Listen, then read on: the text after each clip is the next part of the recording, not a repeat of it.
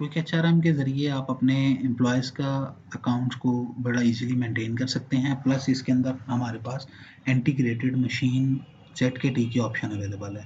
लिहाजा आप सबसे पहले लॉगिन करेंगे। लॉगिन के बाद ये हमारी होम स्क्रीन है।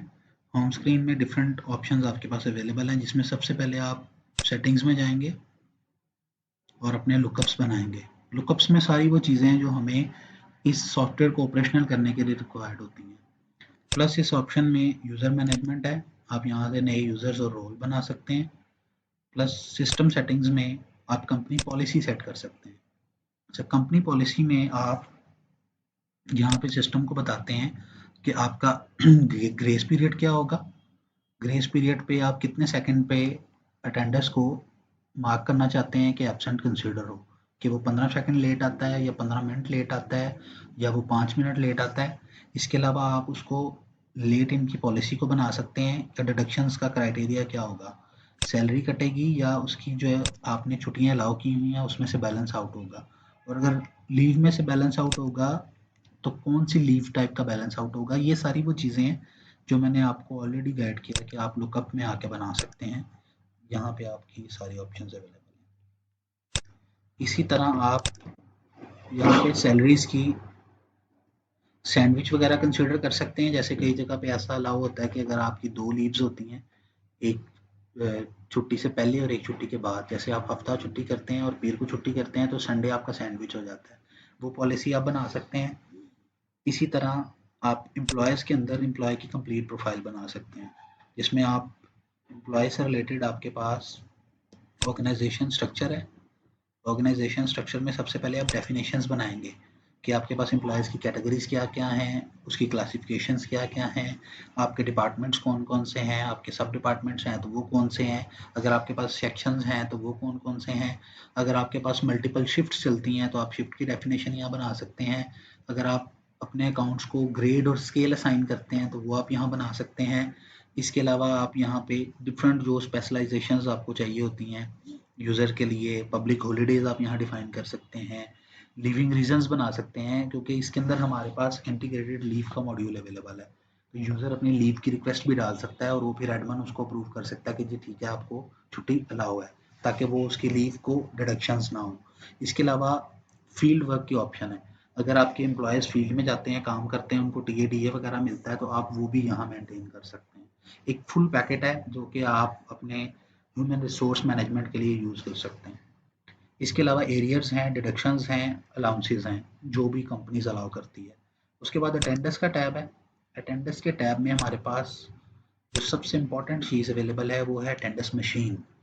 अटेंडेंस मशीन में आप क्या करते हैं, यहाँ पे आप अपनी अटेंडेंस की मशीन की डिस्क्रिप्शन देते हैं और उसका आईपी एड्रेस लिख देते हैं, साथ उसकी पोर्ट बताते हैं कम्युनिकेशन के लिए, और आप यहाँ पे मशीन सेव कर लेते हैं। जब आपकी मशीन सेव हो जाती है तो इसके बाद आप ऑर्गेनाइजेशन में आके अटेंडेंस में आके, अटेंडेंस है एम्प्लॉयज़ की दो तरह से, ऑटो और मैनुअल।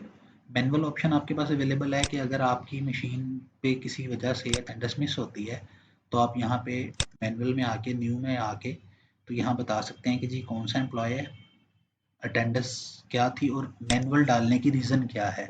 रीज़न के बगैर आप इसको सेव नहीं कर सकते, ताकि आपकी जो फेक एंट्रीज हैं उनसे बचा जा सके।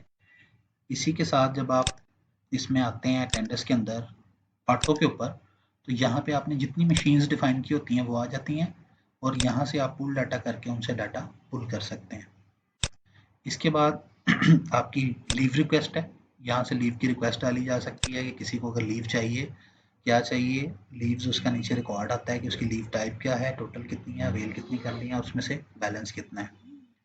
इसी तरह आप जब ऑर्गेनाइजेशन में आते हैं, अटेंडेंस के बाद आपकी शिफ्ट की चेंजेस हैं। अगर आपकी शिफ्ट एक एम्प्लॉय को आपने मॉर्निंग शिफ्ट असाइन किया और अब आप उसको इवनिंग शिफ्ट असाइन करना चाहते हैं तो वो भी आप कर सकते हैं। इसी तरह आप पेरोल में आते हैं। पेरोल में एडवांस सैलरीज हैं, लोन हैं, फाइन हैं, एरियर्स हैं, फील्ड वर्क की एंट्रीज है, सैलरीज की डेफिनेशंस हैं और सैलरी शीट्स हैं। इसी तरह आप जब एम्प्लॉय के अंदर आते हैं तो आपकी ये कंप्लीट एम्प्लॉय की प्रोफाइल है। आप न्यू पे क्लिक करते हैं, जहाँ पे आप उसका name, CNIC, father name, birth, status, gender, blood group, regions, ये वो वर्क से रिलेटेड आप उसका कि वो किस डिपार्टमेंट का है, किस शिफ्ट का है, उसका एचओडी, वो एचओडी है कि नहीं है डिपार्टमेंट का। इसी तरह उसकी ज्वाइनिंग डेट क्या थी, एप्लीकेशन डेट क्या थी। इसी तरह आप उसके पार्क्स एंड बेनिफिट्स बता सकते हैं, उसकी कंपनी पॉलिसी बता सकते हैं कि कुछ कस्टमर्स आपके पास ऐसे होंगे जिनको आप लेट इन मार्क नहीं करते। जैसे अगर एक कंपनी का डायरेक्टर है या एक कंपनी का चीफ एग्जीक्यूटिव है तो उसका लेट इन मार्क नहीं होता क्योंकि वो अटेंडेंस नहीं लगाता, तो आप उसकी मार्क अटेंडेंस यहाँ से बंद कर सकते हैं कि इसकी अटेंडेंस नहीं लेनी, तो उसकी सैलरी कंप्लीट डेज पे बना करेगी। अच्छा, इसी तरह आपके पास अटैचमेंट्स हैं, आप अटैचमेंट में आके इसकी जितने डॉक्यूमेंट्स हैं अपने रिकॉर्ड के लिए अटैच कर सकते हैं। यहाँ पे पिक्चर चेंज करनी है तो आप पिक्चर पर डबल क्लिक करेंगे, आप उसको नई पिक्चर असाइन कर सकते हैं। जैसे कोई भी पिक्चर आप इसमें अप्लाई करते हैं तो आप पिक्चर उसको दे सकते हैं। अच्छा, इसी तरह आप जब अटेंडेंस पे आते हैं तो आप यहाँ से डायरेक्ट पुल कर सकते हैं डाटा। इसी में आप जब रिपोर्ट्स पे आते हैं तो आपके पास नंबर ऑफ रिपोर्ट्स अवेलेबल है इधर। अच्छा, अब रिपोर्ट्स में आपको जितनी रिपोर्ट्स हमारे से रिक्वायर्ड होती हैं वो हम आपको इसमें इंस्टॉल कर देते हैं। वो आप सैलरी शीट्स के हैं, वो आप जितनी रिपोर्ट्स आपको चाहिए हों वो यहाँ पे इंस्टॉल हो जाती हैं। ये एक क्विक इंट्रो है, क्विक फाइनेंशियल क्विक एचआरएम का, जिसको आप अपने ह्यूमन रिसोर्स की ऑलमोस्ट सारी रिक्वायरमेंट्स के लिए यूज़ कर सकते हैं। प्लस इसमें सबसे अच्छी चीज़ ये है कि नीचे टैब पे नेविगेशन है, आप जो टैब्स पहले खोले हैं उनमें आप स्विच कर सकते हैं एक टैब से दूसरे टैब में। थैंक यू, अल्लाह हाफिज़।